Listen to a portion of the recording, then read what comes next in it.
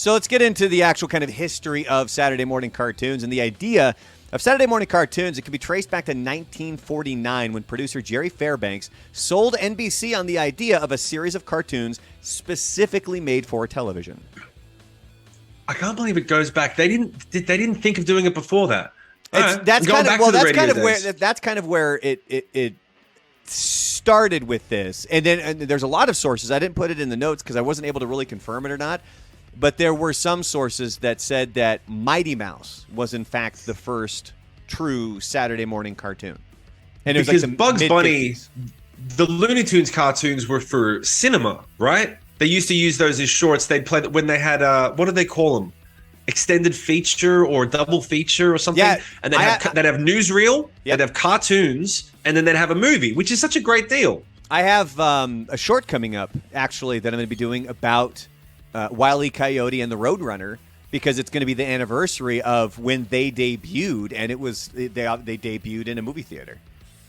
Yeah, exactly. Yeah. So, but that's my point. I was saying they had these cartoons that were short, bite-sized, great. Kids love them, and it took them that long to realize we should put them on TV. I mean, I would have thought the first thing you put on TV is these short little things. They're great. Yeah. And so going back to the radio days, statistics show that peak hours for kids to tune in were between 10 a.m. and noon on Saturdays and 4 to 6 p.m. on weekdays. Because that's right when school gets out before they have to. Yeah. Hence the Perfect. reason that they rolled with Saturday morning cartoons and then also weekday afternoon cartoons. Did you ever rush home? Would you change your plans to be like, I can't do this thing. I can't go, I've got to get home for Thundercats. I don't know if I don't know if I ever changed my plans, but I do know that when I was 12 was when X-Men started, the animated series. Oh, and that was the big thing. Like, it was so good. And it would run during basketball season. So if I had a morning basketball game, I could get home and I could watch it. If I wasn't, I would have to tape it. I would have to set the VCR, the VHS tape to record. Oh crap, my music just died on me here. Oh no. Yeah, that's odd. But I would specifically set it up so that the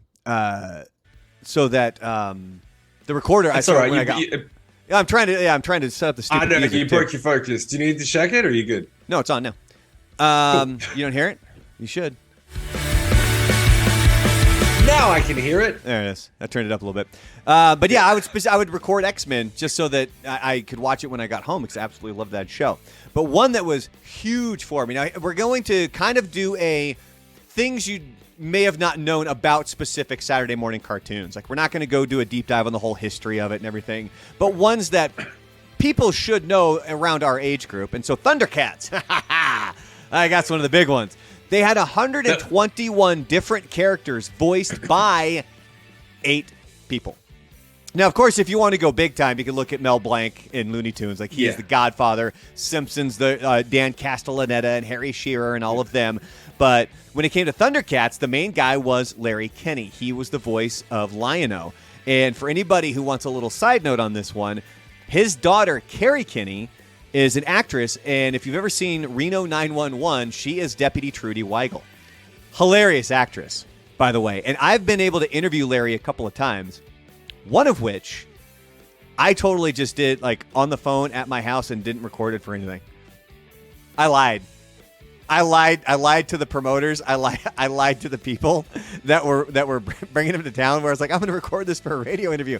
No, I wasn't. I just wanted to talk to Larry Kenney, and I did, and it was amazing. That's so great.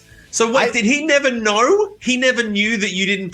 So you're talking to him, and he's gushing like it's an interview, and you're like, "This is great." And he I thinks made it's notes. going somewhere, and you know it's going nowhere. No, I mean, I have notes, so if I ever need to go back to that, I can. It's just the audio was never being recorded because I did it from my house in Florida. And there was a second time that I got to interview him where it did get recorded, and I asked him to say Thundercats, ho! The way Lion-O would do it. And he goes, Yeah. He goes, Brandon, I got one better for you. sword of omens, give me sight beyond sight. And like he's like nailing all these lines, and I'm like, oh my God, it's Lion-O! That's so amazing. Dude, like seriously, it was freaking Lion-O. Oh, that's fantastic. Yeah. I just think it's funny that you did it knowingly, and he had no idea. You there, and you're like, fucking lie right to his face, like this is amazing, greatest part. Oh yeah. No, I didn't lie to his face. I lied to the promoters. He never, he didn't. To everyone else, he just lied. It's okay. Lied to everyone else. So by the way, I want to point out to everyone, I read this script and I stopped after a couple of these because I laughed my ass off and I had to stop because I didn't want to. So if I stutter on these, you'll just have to forgive me. So the next point was Forbes apparently did a lot of research into figuring out Scrooge McDuck's wealth. They guessed just how much gold he was swimming through and estimated it to be 33.5 billion. Where did the 0.5 come from? Like, what guy is looking at the slides being like, hold on a second, let's look at the back there, let's look at this. Just fucking round it up. Round it up. Well, okay, so that's $500 million. Like, that's not a small chunk of change. I mean, for you, it's a decimal point, but that's $500 million. No, I think they did. I think they took the size of his vault. And they estimated how much gold would fit in there, and it was $33.5 billion. Because it's a cartoon, Brandon. It's because it doesn't fucking matter. One kid is. What are the repercussions? What are the repercussions if you get a fictional amount of gold wrong? You get angry really quick. Hold on there, Chief. Because there's another thing I didn't put in the notes specifically for this, is that apparently Forbes has a fictional character list of the richest fictional characters of all time, and Scrooge McDuck came in at number 2. Whatever the McCullen guy is from Twilight was number 1. So the 0.5 means a lot. Only if the other guy was 34 billion. Or if number 3 is 33.2 billion. Maybe. I think it's. I just thought the semantics on it were hilarious. That someone went to the effort of the 0.5, the 30 for Scrooge McDuck. It's like if it's Elon Musk, it still doesn't really matter. But at least it matters a little. Like but Scrooge McDuck. Do you think Elon, as a kid, was looking at the cartoon? He went to Forbes and he went 33.5. No, hold on a second. Let me watch the cartoon and break this shit down. Is that 0.5 correct? Because I'm making targets for future Elon. Well, so I'm looking it up now, and when it came from Forbes in 2010, they have that list at Carlisle Cullen, number 1, Scrooge McDuck, number 2, Richie Rich, number 3, Tony Stark, number 4, Jed Clampett, number 5, Adrian Richie Rich, Veidt, number 6, and Bruce Wayne, number 7. So Tony Stark outranking Bruce Wayne. I would imagine Tony Stark would outrank him. But this is the thing. I want to know from all the people in the comments. You tell me. Answer the question. Go ahead and write in the comments on YouTube right now after you've hit like and subscribe and all the fun stuff. Let me know in the comment section. Does 0.5 matter for a fictional character? Do you care? Do you think it matters? I want to blow it up. Go ahead and help us with the algorithm while you're at it. What's next? Yeah, because that's the one that's going to blow it up.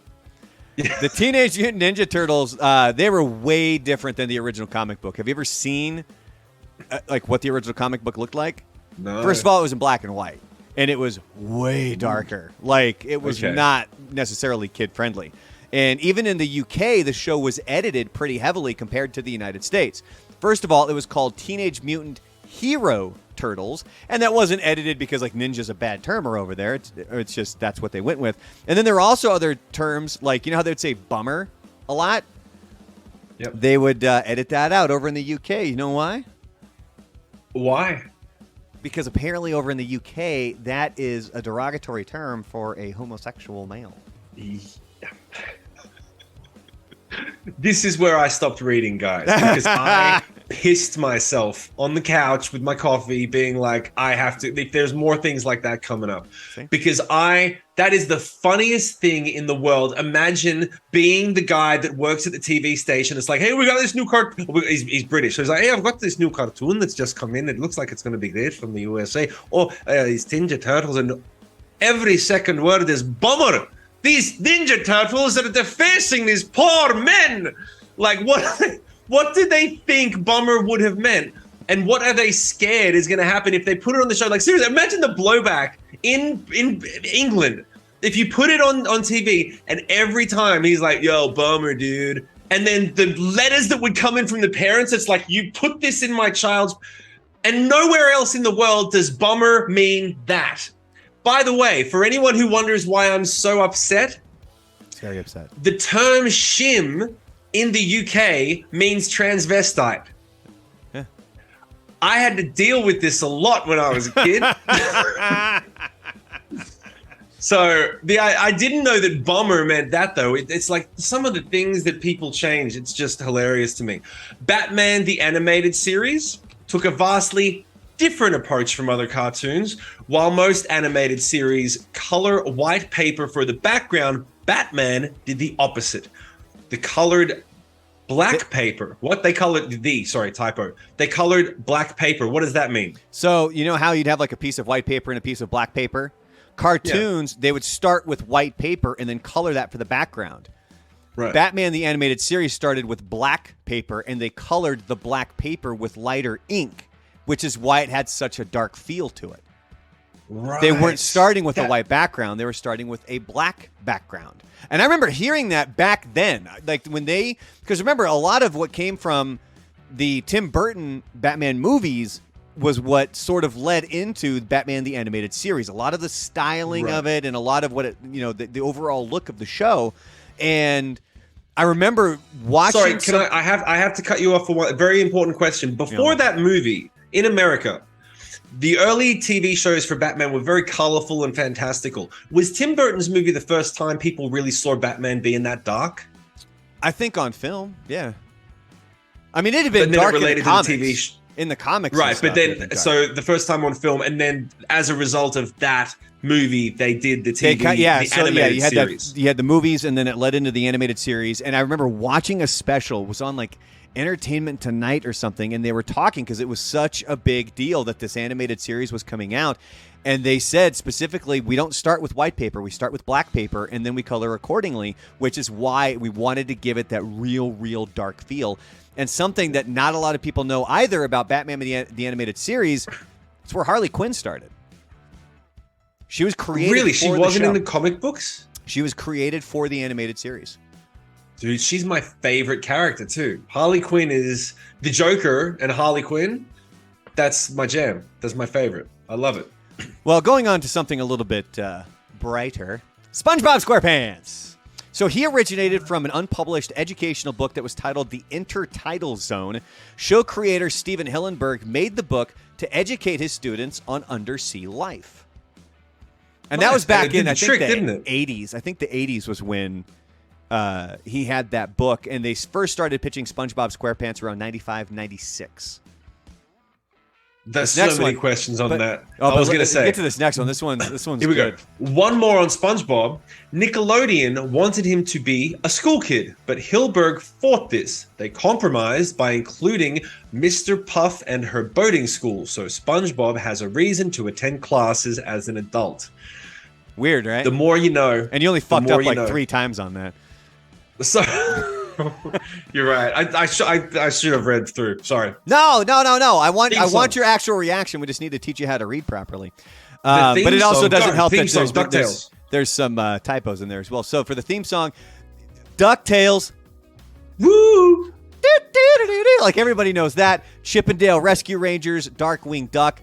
They all had the same lead singer, Jeff Pescetto. He provided the vocals, and he also wrote the theme song to Spaceballs.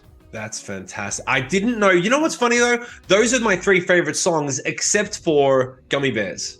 Gummy Bears has the greatest opening theme song ever. It's the only theme song that has a key change. I would put Batman the Animated Series up there. I would put X-Men the Animated Series.